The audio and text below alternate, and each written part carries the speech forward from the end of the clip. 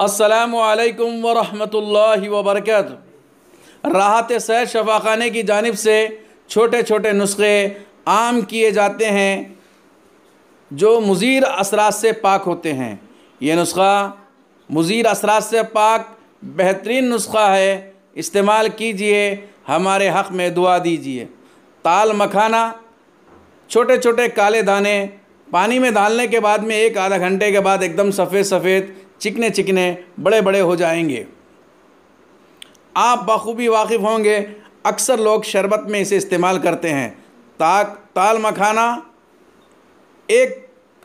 5 ग्राम ताल मखाना 100 ग्राम दही में डाल दें और थोड़ी देर के बाद इसे पी लें। दिन में 2-3 मरतबा ये पीने की वजह से लूज़ मोशंस, दस्त में बेहतरीन नुस्खा है, पेचिश में बेहतरीन नुस्खा है, इसे इस्तेमाल कीजिए।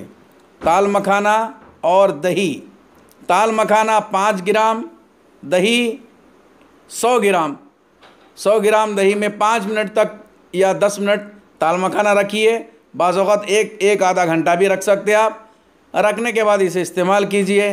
दस्त और पेचिश में बेहतरीन नुस्खा है। राहत सेहत शफ़ाख़ाने में मर्दाना कमज़ोरी का इलाज किया जाता है। आने से पहले ज़रूर फ़ोन कर लिया करें, फ़ोन पर रब्त पैदा करें, फिर दवाखाना तशरीफ़ लाएँ। दुआओं का तालिब हकीम मोहम्मद करीमुद्दीन।